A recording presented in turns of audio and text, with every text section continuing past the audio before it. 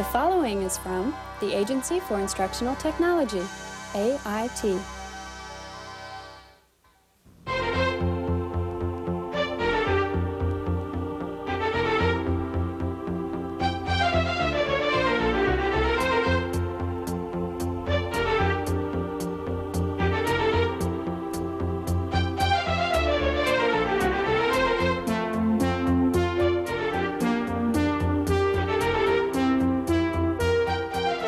Texture is frequently called the adjective of art because it describes a surface: rough, smooth, irregular, even. In this program, Paul will describe the various types of texture and explain how to draw and use them in your pictures. Texture does describe, but so do the other elements of drawing. Shape, another element, it describes. It tells us here that we have something round, a ball or a sphere, but it doesn't tell us what it is. Now, if I add tone and color, value and color, it tells us a little more. Not everything, but it tells us it's not a bowling ball, it's too light, and it's not a snowball because it's too dark. So we're getting closer. Now, when we come to size, we don't know what size it is unless we can compare it with something that we know. How about a pen? If I put a pen here alongside of it,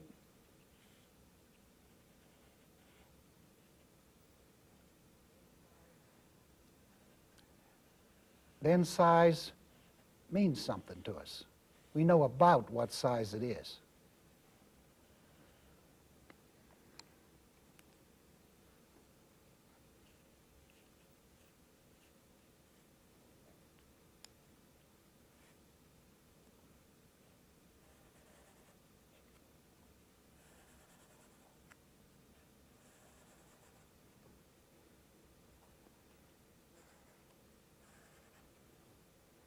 Next, we come to texture, surface texture. Now here we find that this is irregular. We're getting closer. This tells us something. We have a rough surface. And the first we notice it is on the silhouette of the object.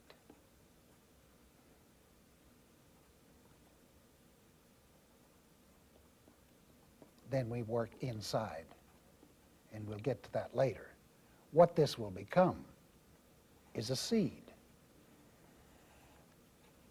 of a sycamore tree. There are three types of texture. Now, surface texture is the texture you can feel with your fingers or your hand. If you go over the surface, it'll be rough, it'll be smooth, it'll be glossy if you look at it, or it may be dull. That is what surface texture, and all objects have it. Now, going back to our seed here of the sycamore, we know that it's rough, but when we want to put in the surface texture, we must study the seed. And we find out that it's broken up to small shapes, irregular shapes, and they are rounded shapes. They are not square, and they are really not in a geometric shape. They are rounded, and they're not all shaped the same way, and they seem to take off in different directions. So as I study that, I look at the shapes, I look at the direction, and I look at the shadows that they cast. And also, sometimes you may come in and put a little highlight on top of each one of them if they're highly reflected. That depends on the amount of light that's shining on your object. But now you're beginning to see, you saw the shape first, then we saw the color, we saw the tone, we compared it to something, the size, and now we're coming to the texture. And if you knew this tree, then you could say, from what you've shown me of the elements and what you have drawn, now I know that to be the seed of a sycamore tree.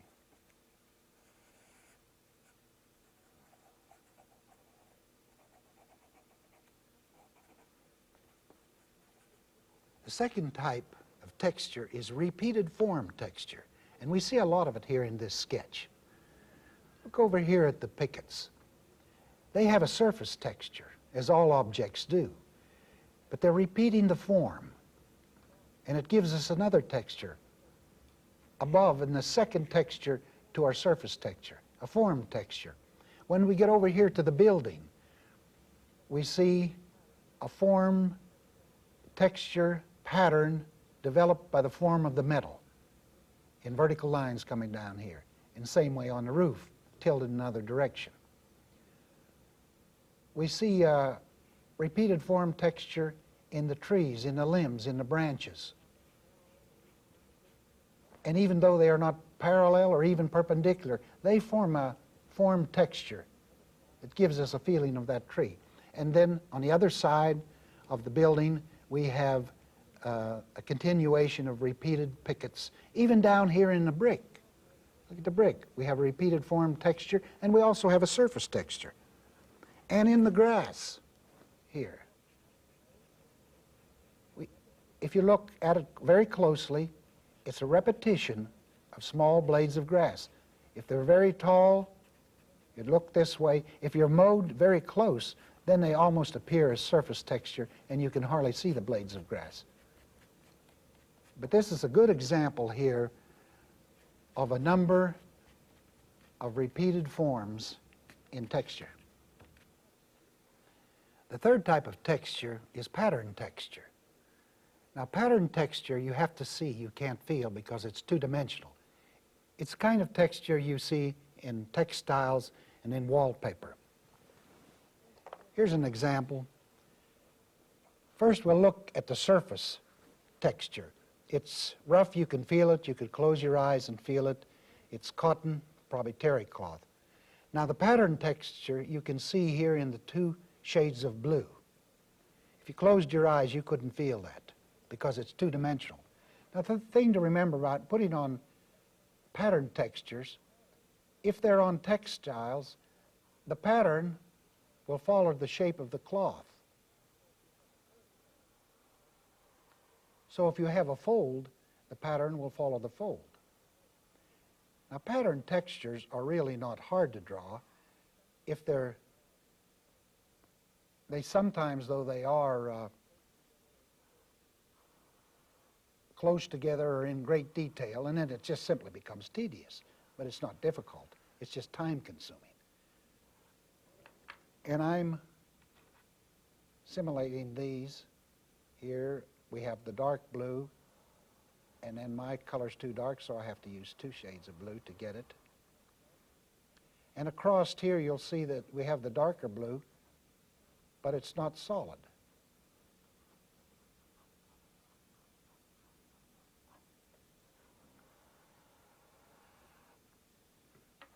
And we have a repetition of that right here.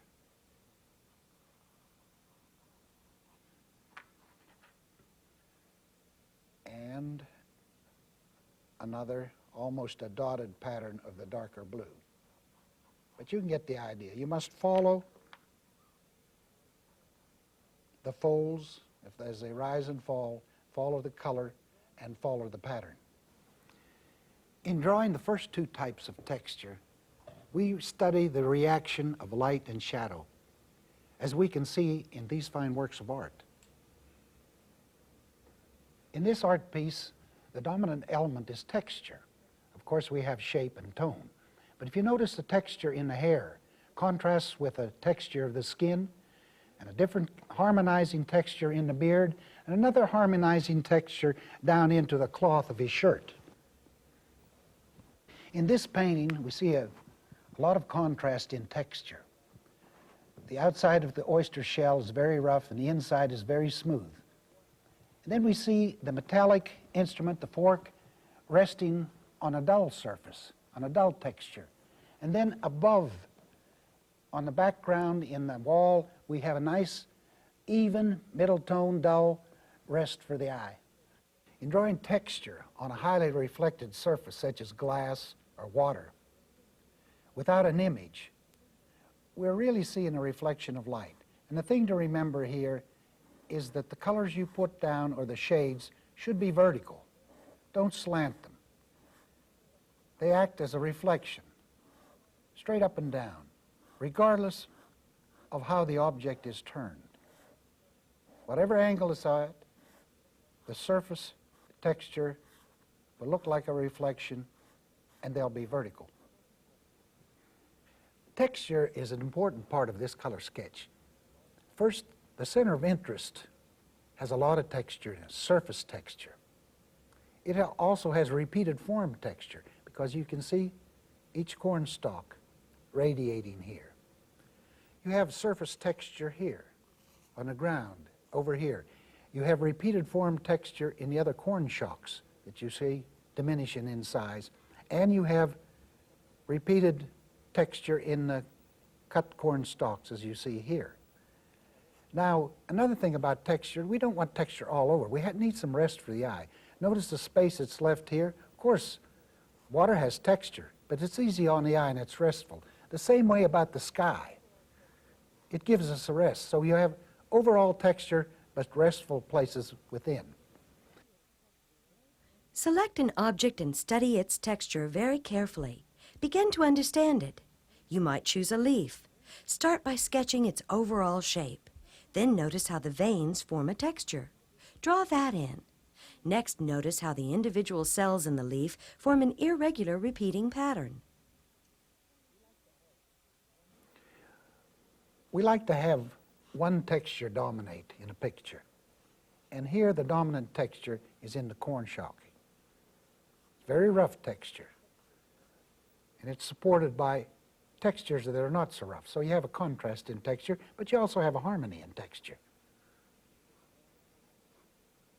There's repeated form texture I'm adding here. And remember, texture tends to disappear in a distance. You can't see the texture in the bark of these trees back here as you can in the stalks up here in the foreground.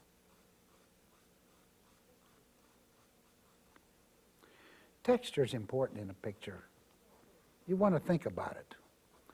We don't put it in the first part of our drawing, but we think about it while we're drawing.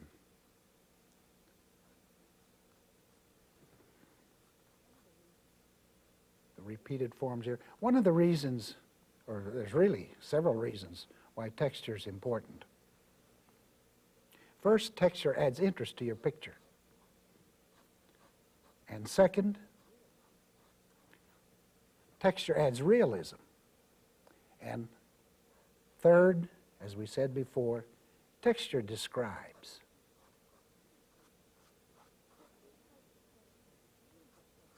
The three types of texture, surface texture, repeating pattern texture, and design pattern texture, can be skillfully added to your drawings to give them depth and interest. Use them to complement as well as contrast each other to make a pleasing picture.